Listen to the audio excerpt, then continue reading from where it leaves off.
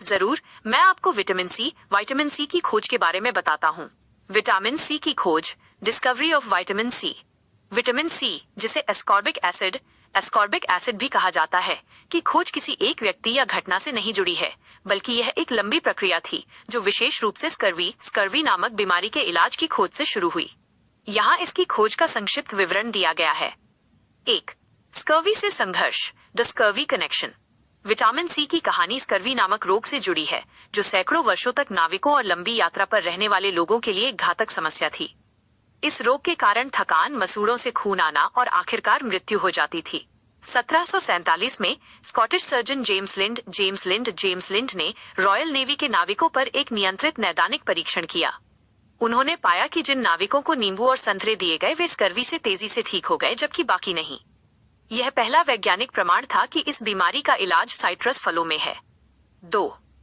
Vitamin C का isolation of vitamin सी। कई वर्षों के बाद वैज्ञानिक उस विशिष्ट तत्व की पहचान करने में सफल हुए जो स्कर्वी को रोकता था।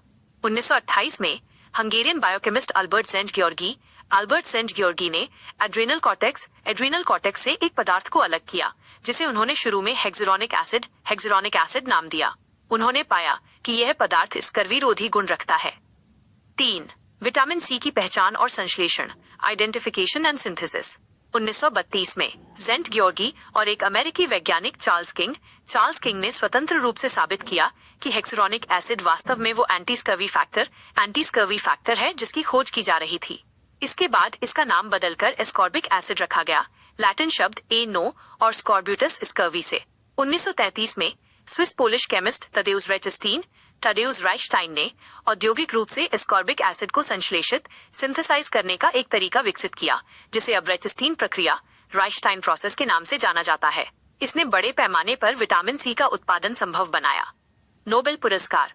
अल्बर्ट सेंट ग्योर्गी को 1937 में विटामिन सी की खोज और फ्यूमरिक एसिड के कैटालिसिस के संबंध में उनकी खोजों के लिए फिजियोलॉजी या मेडिसिन में नोबेल पुरस्कार से सम्मानित किया गया था। संक्षेप में विटामिन सी की खोज इस प्रकार हुई। कैसे? स्कर्वी नामक बीमारी के इलाज की खोज के माध्यम से। कब? 1747 जेम्स लिंड ने साबित किया कि साइट्रस फल स्कर्वी का इलाज करते हैं। 1928 अल्बर्ट सेंट ग्योर्गी ने शुद्ध रूप से पदार्थ को अलग किया। क्या आप विटामिन सी के स्वास्थ्य लाभों, हेल्थ बेनिफिट्स के बारे में और जानना चाहेंगे?